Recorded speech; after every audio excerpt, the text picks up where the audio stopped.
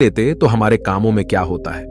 अक्सर हम अपनी क्षमताओं को कमजोर समझकर या डर और संदेह के चलते किसी चीज को करने से पीछे हट जाते हैं, बिना उसे आजमाने का मौका देने का। लेकिन क्या हम यह सोचते हैं कि ऐसे मौके पर हम कितना बड़ा मौका खो देते हैं? इस वीडियो में हम देखेंगे कि जब हम जिम्मेदारी से मुकरते हैं तो हम स्वयं को अपने पूरे पोटेंशियल को पहचानने और प्राप्त करने का मौका बर्बाद करते हैं। जिम्मेदारी लेने के बजाय हम अपने कामों को अधूरा छोड़कर स्वयं को नकारने से बचते हैं और इससे हमारे जीवन में निरंतर संकोच और आत्म संकट की भावना बनी रहती है।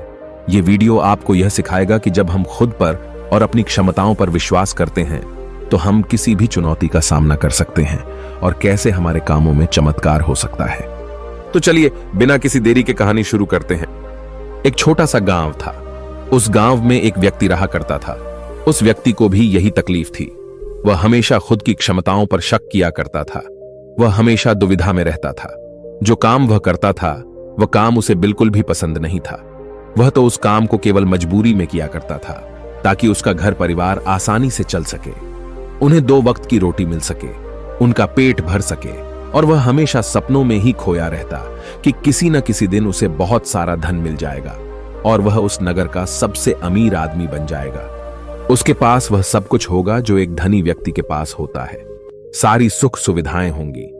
उसके पास किसी चीज की कोई कमी न होगी।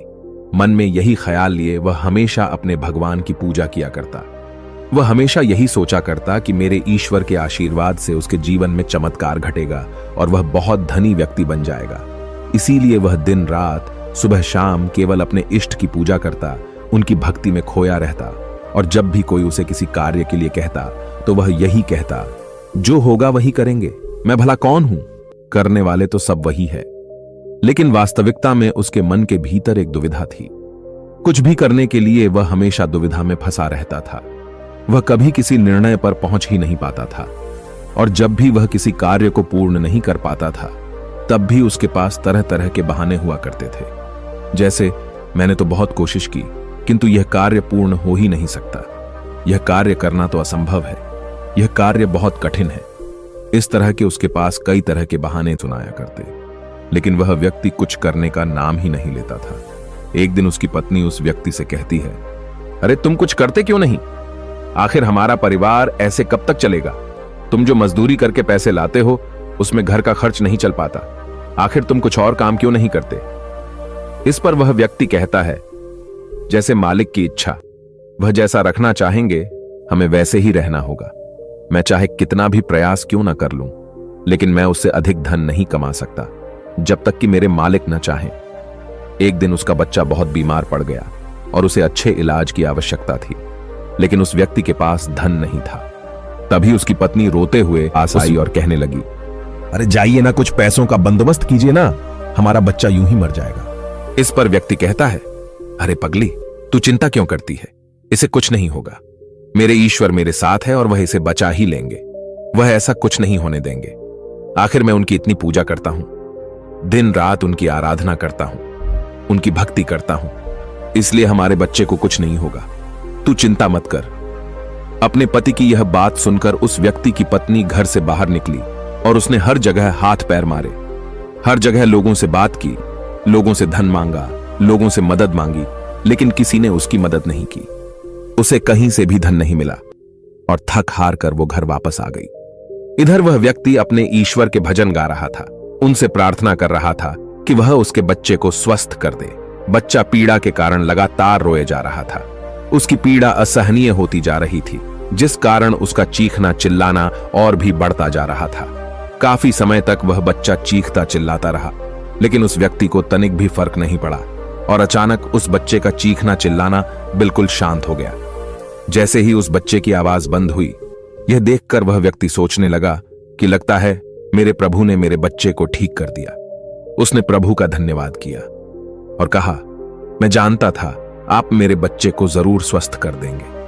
आखिर मैं आपकी इतनी पूजा करता हूं, आपकी इतनी आराधना करता हूं।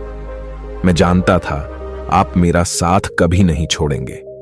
अपने बच्चे की आवाज न आती हुई देख उसकी पत्नी उस बच्चे के पास पहुंची और जोर से चिल्लाकर उस बच्चे को उसने अपने गले से लगा लिया और जोर जोर से रोने लगी। तब जब उसने यह सब देखा तो उस व्यक्ति को यह एहसास हो चुका था कि उसके भगवान ने उस बच्चे को नहीं बचाया था, बल्कि अब उसका बच्चा इस दुनिया में नहीं रहा। और जब उसे एहसास हुआ तब उसे बहुत गहरा धक्का लगा। उसे यह समझ नहीं आ रहा था कि आखिर यह कैसे हो सकता है। वह तो अपने प्रभु की इतनी भक्ति करता है, इतनी आराधना करता है, फिर आखिर यह सब कैसे हो गया। उसके मन में ऐसे कई प्रकार के प्रश्न उत्पन्न हो रहे थे और उन प्रश्नों को लेकर वह यहां वहां भटकता रहा। और ऐसे ही कई दिन बीत गए। दिन के बाद हफ्ते और हफ्तों के बाद महीने बीत गए, लेकिन अब तक उसे उसके प्रश्नों का कोई उत्तर नहीं मिला था।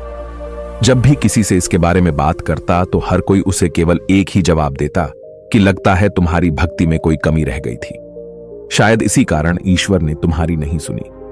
लेकिन उसे किसी की बात पर कोई यकीन नहीं था। उसे उस जवाब से कोई संतुष्टि नहीं मिल रही थी। वह अपने बच्चे को खोने के कारण बहुत तकलीफ में था। मन ही मन वह पूरी तरह से टूट चुका था। एक दिन वह किसी मार्ग से होता हुआ कहीं जा रहा था, लेकिन तेज धूप के कारण वह एक पेड़ की छांव में बैठ गया और वहां पर बैठकर अपने बच्चे को याद करके जोर जोर से रोने लगा। उसी मार्ग से एक साधु होकर गुजर रहे थे। उन्होंने जब उस व्यक्ति के रोने की आवाज सुनी तो वह उसके पास पहुंचे और उस व्यक्ति से कहते हैं, क्या बात हो गई? आखिर तुम इतने जोर जोर से इस तरह रो रहे हो? क्या कोई संकट आन पड़ा है? आखिर क्या बात है, मुझे बताओ। इस पर उस व्यक्ति ने अपनी सारी बातें उन साधु को बता दी और साधु से कहता है, हे गुरुवर, आखिर इसने मेरी क्या गलती है? आखिर मैंने क्या किया?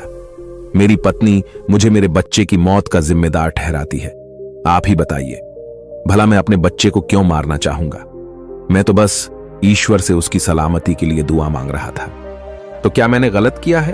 तभी उन गुरुवर ने उस व्यक्ति से कहा, यदि तुम्हारे बच्चे को इलाज मिल जाता तो क्या वह ठीक हो जाता? इस पर वह व्यक्ति कहता है, हां, अवश्य ठीक हो जाता। तभी वह साधु उस व्यक्ति से कहते हैं, तो आखिर तुमने इलाज क्यों नहीं करवाया?